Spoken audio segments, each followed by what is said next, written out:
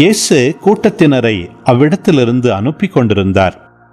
அப்பொழுது சீடரையும் உடனே படகேறி தமக்கு முன் அக்கறைக்கு செல்லுமாறு அவர் கட்டாயப்படுத்தினார். மக்களை அனுப்பிவிட்டு அவர் தனியே இறைவனிடம் வேண்டுவதற்காக ஒரு மலையின் மேல் ஏறினார். பொழுது சாய்ந்த பிறகும் அங்கே அவர் தனியே இருந்தார். அதற்குள் படகு கரையிலிருந்து நெடுந்தொலை சென்று விட்டது. மேலும் எதிர்காற்று அடித்துக் கொண்டிருந்ததால் அலைகளால் படகு அலைக்கழிக்கப்பட்டது. இரவின் 4ஆம் காவல் வேளையில் இயேசு அவர்களை நோக்கி கடல் மீது நடந்து வந்தார்.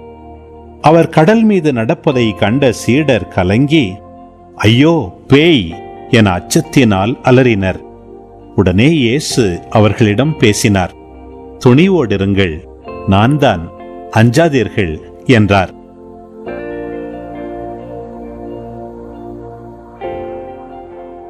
பேதுரு அவருக்கு மறுமொழியாக, ஆண்டவரே, நீர்தாம் என்றால் நானும் கடல் மீது நடந்து உம்மிடம் வர ஆணையிடும் என்றார். அவர் வா என்றார். பேதுருவும் படகிலிருந்து இறங்கி இயேசுவை நோக்கி கடல் மீது நடந்து சென்றார். அப்பொழுது பெருங்காற்று வீசியதை கண்டு அஞ்சி அவர் மூழ்கும் போது, ஆண்டவரே, என்னை காப்பாற்றும் என்று கத்தினார். இயேசு உடனே தம் கையை நீட்டி அவரை பிடித்து, நம்பிக்கை குன்றியவனே, ஏன் ஐயம் கொண்டாய் என்றார்.